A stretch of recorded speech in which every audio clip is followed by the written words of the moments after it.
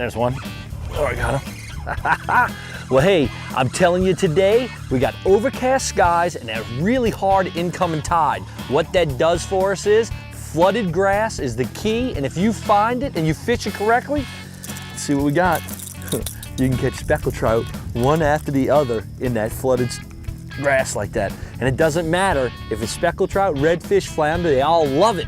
Overcast skies, flooding into the grass, and these fish are waiting to eat it. Nice speckled trout. All right, as you can see down this bank, you see that flooded grass right there? I was out here behind me throwing to it. Now that my wind shifted, now I'm gonna throw down it and see what happens.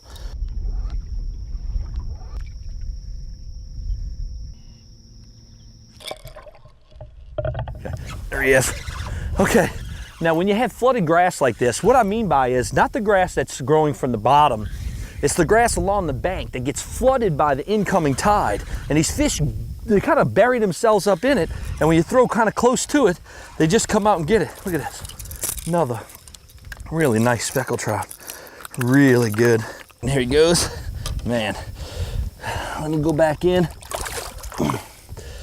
There we go. Another one. Deadly combination, this rig up right here. It's so basic, but it works so well. It's just a Versamax cork, about, I don't know, about 1.5 foot deep.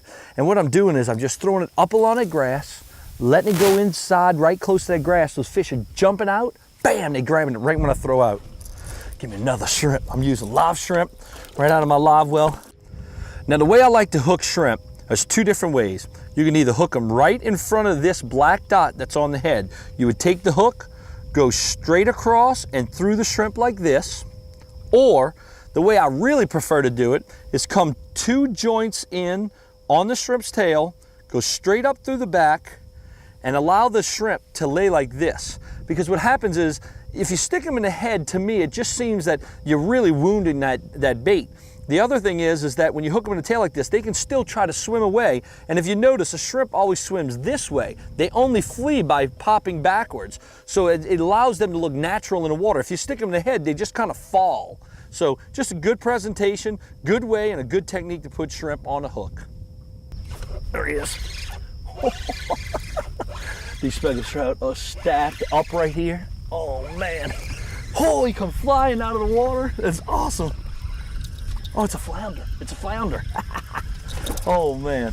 And that just goes to show, you just don't know what species is going to actually be in these areas like this, because that flooded grass, it's such a great little ecosystem within itself. There's shells back in there. There's minnows, speckled trout, redfish, flounder, drum. They're all inside of there.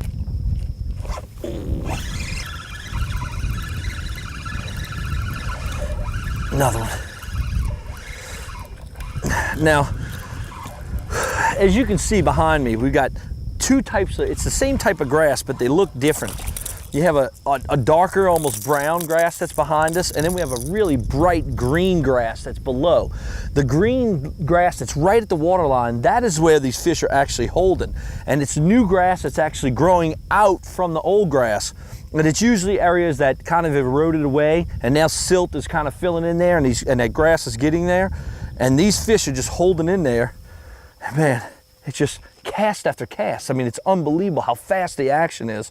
It's really good. And this is a great pattern. Let's throw him in. It's a great pattern to fish, because a lot of times when the tide comes up really quick and really hard, it's very hard to catch fish, because what happens is the fish move into these areas, and you're thinking that you should be fishing out on reefs or out on structure that's off of the bank, but in all actuality, you want to be somewhere really close to the bank where those fish can get inside, they can ambush, and when they hear that popping of that Versamax and it's going through, they hear that noise, they come out to look for it, they see the shrimp, the pogey, your plastic that you're using, they come out, bam, they eat it every time. It's an ambushing presentation that the fish are going for. So we have to offer that to them by giving them noise, then the sound of the shrimp on the hook, and then once that cork goes under, you set the hook and you'll catch a lot of fish.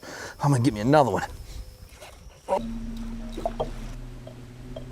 Greatest thing about fishing like this too is you just never know what species that you're gonna actually catch. I mean, we've caught a lot of speckled trout here doing this technique.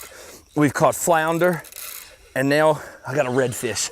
And that just goes to show how when you're trying a different technique like this and understanding what variables cause you to do, you know, what type of fishing that you're gonna do, he's a nice fish. You gotta make sure that you understand it and put this one in your memory banks. When you got a high tide coming in hard and the grass is flooded, you wanna make sure that you fish this way. Oh, man, I'll tell you, hard fighting fish on that croaker hook and mustad. Just a beautiful fish. Oh, now, there we go. Oh, look at that redfish. He was right up against the grass. I threw right in there, just like I talked about. And I'll tell y'all use this concept when you go out and fish flooded grass like this on an incoming tide. It's awesome. It's just a great way to catch fish. Man, hope y'all use it next time you fish.